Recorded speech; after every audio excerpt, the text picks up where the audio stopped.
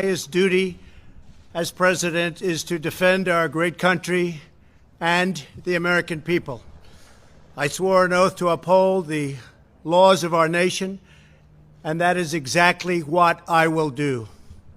All Americans were rightly sickened and revolted by the brutal death of George Floyd. My administration is fully committed that for George and his family, justice will be served. He will not have died in vain. But we cannot allow the righteous cries and peaceful protesters to be drowned out by an angry mob. The biggest victims of the rioting are peace-loving citizens in our poorest communities.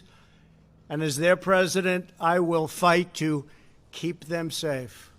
I will fight to protect you.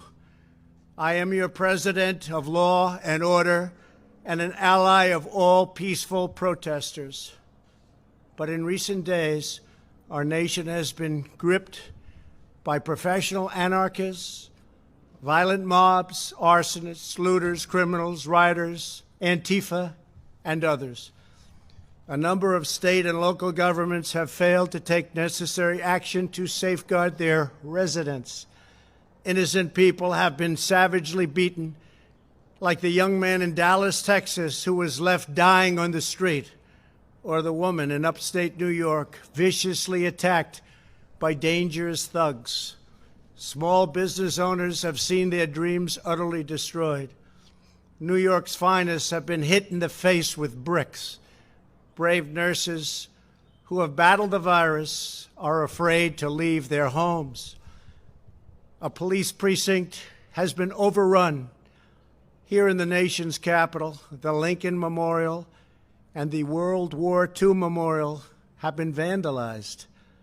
One of our most historic churches was set ablaze. A federal officer in California, an African-American enforcement hero, was shot and killed. These are not acts of peaceful protest. These are acts of domestic terror. The destruction of innocent life and the spilling of innocent blood is an offense to humanity and a crime against God. America needs creation, not destruction. Cooperation, not contempt. Security, not anarchy. Healing, not hatred. Justice, not chaos. This is our mission, and we will succeed. 100%, we will succeed. Our country always wins. That is why I am taking immediate presidential action to stop the violence and restore security and safety in America.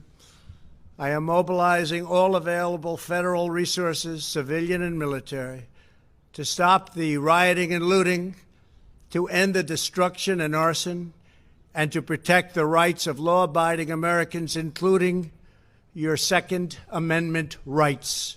Therefore, the following measures are going into effect immediately. First, we are ending the riots and lawlessness that has spread throughout our country. We will end it now.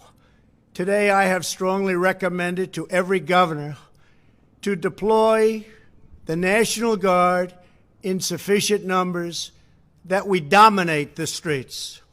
Mayors and governors must establish an overwhelming law enforcement presence until the violence has been quelled.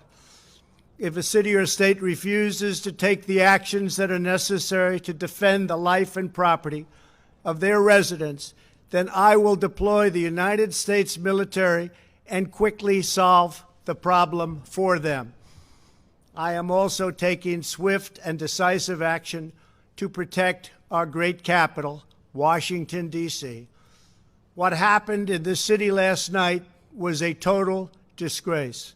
As we speak, I am dispatching thousands and thousands of heavily armed soldiers, military personnel, and law enforcement officers to stop the rioting, looting, vandalism, assaults, and the wanton destruction of property. We are putting everybody on warning. Our 7 o'clock curfew will be strictly enforced. Those who threaten innocent life and property will be arrested, detained, and prosecuted to the fullest extent of the law.